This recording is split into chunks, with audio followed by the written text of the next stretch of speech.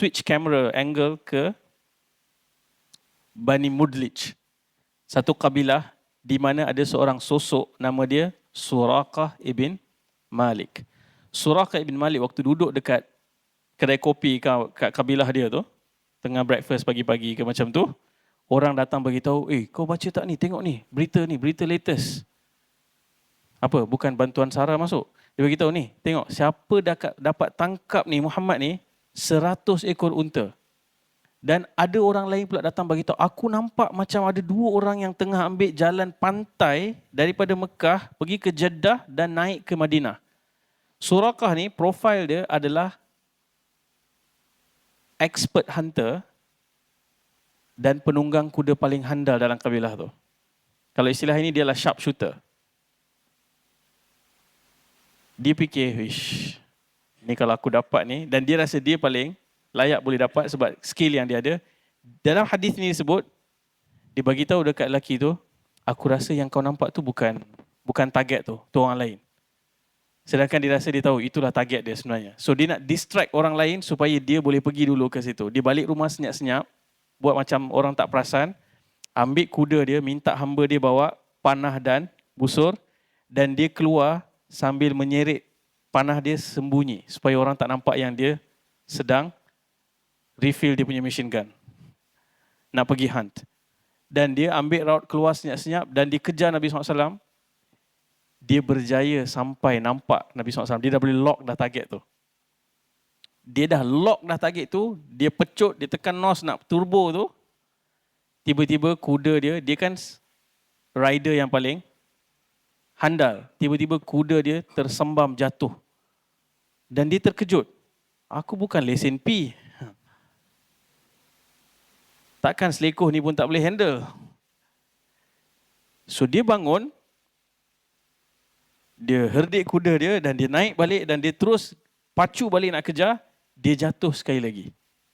Dan waktu tu dalam riwayat tersebut, dia keluarkan azlam.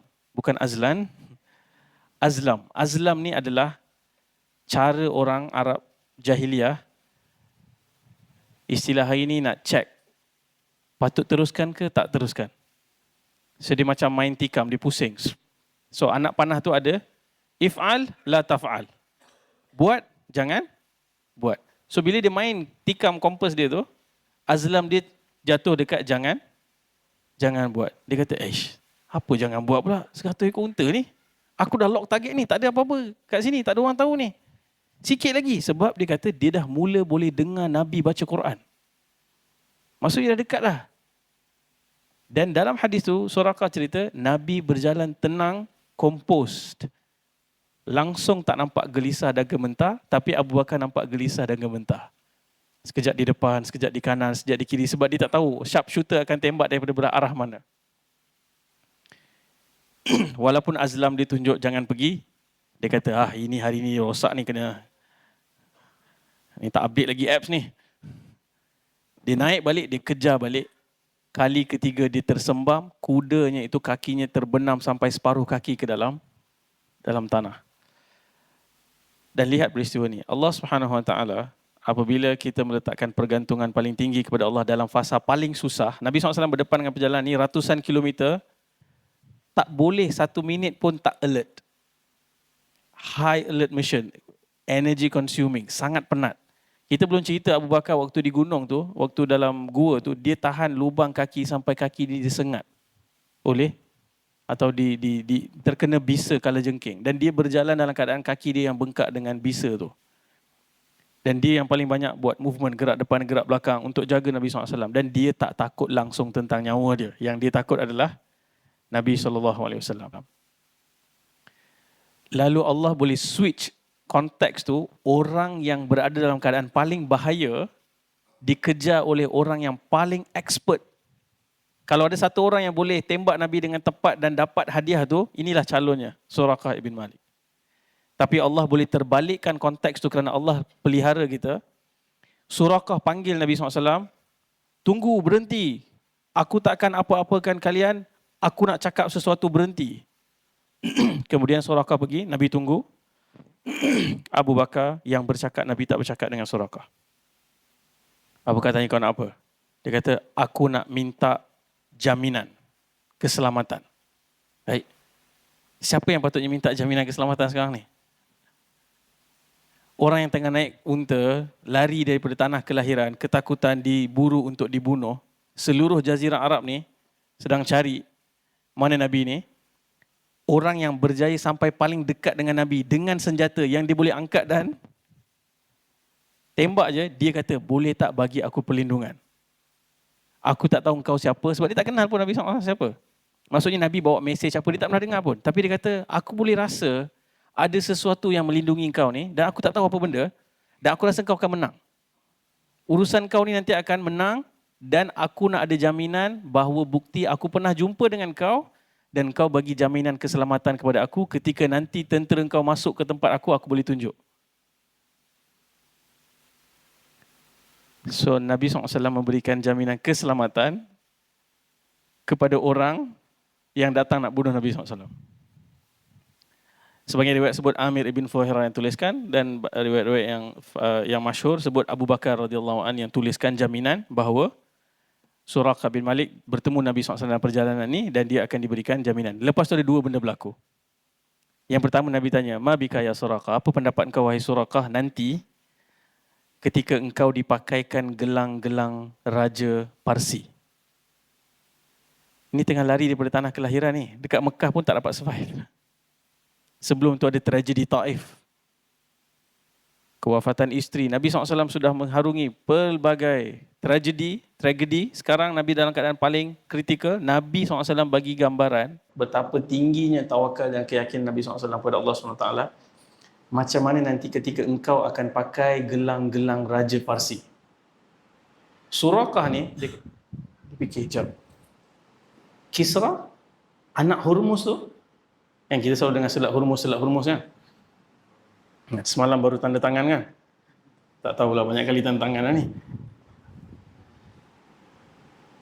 Dia kata, ya, Kisra anak Hurmuz. Macam mana engkau nanti ketika engkau akan dipakaikan gelang-gelang? Saya rasa tak ada siapa boleh bayangkan waktu tu. Tak ada siapa boleh bayangkan. Di tengah padang pasir yang kontang, ini Arab Badui daripada Bani Mudlij ni yang kau pergi Madinah nanti pun apa jadi pun tak tahu lagi ni. Apa yang nanti di Madinah pun tak pasti. Dan Suraqah bagi tahu dekat Nabi SAW, okey, aku terima jaminan ni dan aku akan bekerja untuk divert semua pemburu-pemburu lain yang datang ke kawasan ni. So dia daripada tadi jadi hunter, dah sampai dah lock target, dia dapatkan jaminan keselamatan. Sekarang dia jaga kawasan tu, kalau ada hunter-hunter lain datang, dia beritahu, aku datang daripada tempat tu tak ada, kau pergi cari tempat lain. Dia orang tahu, ini Suraqah beritahu kot. Okay. Dan dia, dalam masa yang sama, dia jaga keselamatan Nabi SAW supaya Nabi boleh cross that path sampai dekat Madinah. Nanti zaman Umar Al-Khattab, zaman Umar membuat kiraan hijrah ni, hebatnya pemerintahan Umar ni sampai Raja Kisra anak Hurmuz tu berjaya dijatuhkan. Kita tak akan boleh appreciate sebab kita tak akan faham betapa itu adalah kuasa dunia paling besar waktu tu. Empire-nya lebih besar daripada empire kuasa dunia ada hari ini kita boleh bayangkan. Dengan teknologi yang mereka ada tu, bagaimana mereka boleh kontrol satu kawasan yang luas macam ni. Dan Kisra di Parsi ni, di istana dia ada harta-harta yang sejauh mata memandang. Dan semua harta itu dibawa ke Madinah. Tak ada satu jarum pun yang hilang. Nak cerita integriti para sahabat. Ketika harta datang melimpah kepada mereka, mereka malah resah dan bimbang. Memikirkan sahabat-sahabat Nabi yang dulu tak pernah tengok harta ni. Mereka berjuang, susah, hijrah. Macam Mus'ab bin Umair, macam Abdul Rahman bin Auf, semua ni. Nanti Abdul Rahman bin Auf ketika dia sudah kaya, pergi ke Madinah, membina semula empire perniagaan dia. Nanti pada ketika dia dihidangkan makanan-makanan yang elok, dia akan menangis memikirkan, dulu Mus'ab, anak orang kaya, dia hijrah. Kerana Allah, dia cari akhirat. Kelihatan urusannya dipecah-pecahkan. Mak dia halang dia daripada dapat duit, keluar dalam keadaan sebagai riwayat sebut. Dicabut semua pakaian dia, diaibkan. Hidup dalam keadaan compang-camping, syahid kerana mempertahankan Nabi SAW.